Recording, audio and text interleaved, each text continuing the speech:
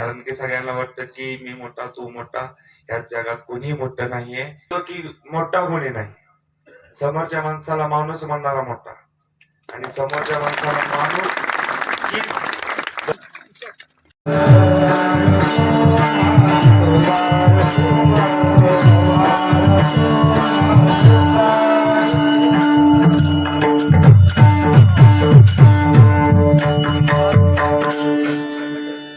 Hello. आज खरोखरच दुग्धशर्करा योग आहे असं म्हणावं लागेल. अशी माणसं त्यांना आणण्यासाठी खूप मेहनत घ्यावी लागते. यांचं नाव महाराष्ट्रभर भारत देशात आहे.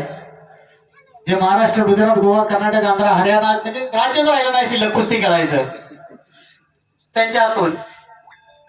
असं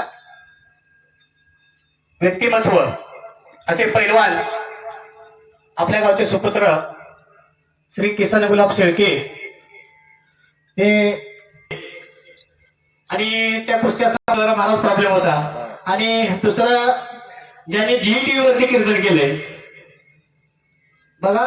आता इथं प्रश्न पडतो, अशा माणसाचा सत्कार कोणा जास्त करायचा? आमच्या सगळ्यात मोठं पद सरपंच. आणि ज्यांचा सत्कार पवार साहेबांच्या हस्ते झाला, अजितदादांच्या हस्ते झाला, फडणवीस साहेबांच्या हस्ते झाला, एकनाथ शिंदे साहेबांच्या हस्ते झाला. सिकंदर शेख साहेब तुमच्या गावी खूप छोटी माणसं आहे, पण तुम्ही खरोखर आमच्या गावाला भेट देऊन एक आमच्या आनंद आमचा द्विगुणित केला.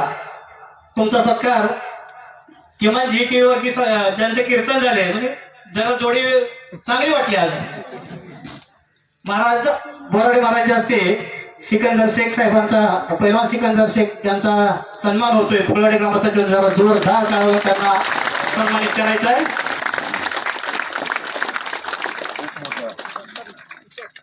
ज्योतिबाच्या नावानं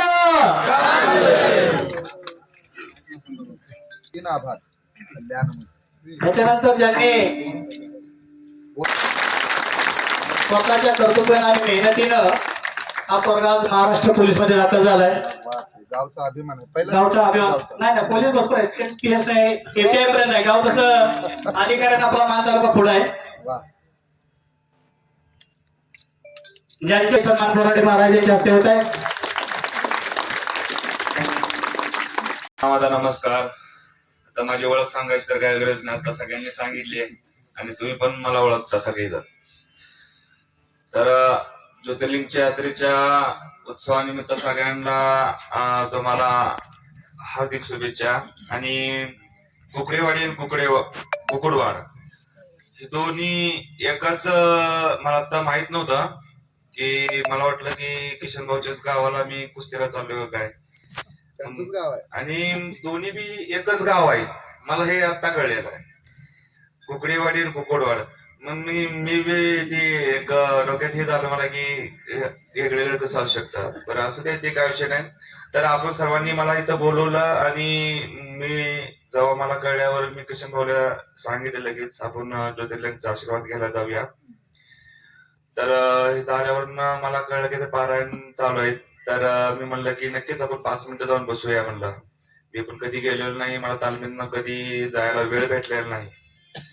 तर सत्काराचा तर काय विषयच नव्हता. तर मला फक्त येऊन 5 मिनिटं बसायचं होतं, ऐकायचं होतं थोडस. तर मी ऐकलं आणि आपल्या सर्वांच्याकडे बघितलं. एक साधं सिंपल आणि एक प्रेमळ गाव. तर मला खूप छान वाटलं बघून. आणि दोन्ही गोष्टी तुम्ही आता हे पारायण वारकरी संप्रदाय तर तुम्ही करताय, चालूच आहे. आणि आज मला पण बघितलं एक पैलवानी संप्रदाय बघितला नम्र. सगळ्या गोष्टींना आता महाराजांनी सांगितलं की एक पैलवान कसा असावा. तर हे फक्त दोनच व्यक्ती बघायला भेटतं आणि दोनच व्यक्ती करू शकतात. हे एक वारकरी संप्रदाय आणि एक पैलवान संप्रदाय. कधी कुठल्या नेत्यानं, कधी कुठल्या सरपंचानं, किंवा कधी कुठल्या साध्या माणसानं, कधी कुणाच्या गुडघ्याला हात लावताना बघितलंय तुम्ही? कधीच नाही. कोणीच का रे पुरे करून बोलणार. पण हे वारकरी संप्रदाय आणि एक परवानगी संप्रदाय, ही दोन्ही दोनच गोष्टी व्यक्ती आहेत की कोणालाही नम्रहीपणेच बोलणार. राग आला तरी ते रागाला लपवणार कसं हे त्यांनाच कळणार, त्यांनाच येणार फक्त.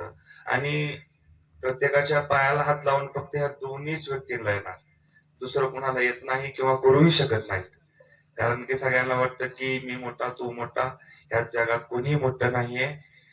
तर सर्वजण आता मला साहेब पण म्हणले, तर त्यांना मला नाव माहित नाही साहेबांचं, पण त्यांनी म्हणले की मंत्र्यांकडं तुझा सत्कार झाला आणि अजून बऱ्याच गोष्टी, कोण अजित पवार, ते आपले शरद पवार. मी हे म्हणतो की मोठा कोणी नाही, समोरच्या माणसाला माणूस म्हणणारा मोठा, आणि समोरच्या माणसाला माणूस की जपणारा मोठा. तर मी एवढ्याच जाणतो. आणि आपल्या सर्वांचा फक्त शेवटला एक बोलतो की आपल्या सर्वांचा आशीर्वाद माझ्या डोक्यावर राहू द्या. आणि मी नक्कीच ह्या वर्षी तर आलोय आपल्या सर्वांच्या भेटीसाठी, पुढच्या वर्षी मी नक्कीच येईन. आणि मला तुमचं बी धन्यवाद. तुम्ही आता मला म्हणलात की संतोष वेताळाच्या घरी तुम्ही असता, प्रत्येक वर्षी तुम्हाला बोलवतात. ते आमचे कोचेस आहेत आणि त्यांनी मला कुस्तीचे धडे शिकवलेत. तर चांगली गोष्ट आहे की आपण सर्वजण आज भेटलो. तर धन्यवाद, आभारी आहे.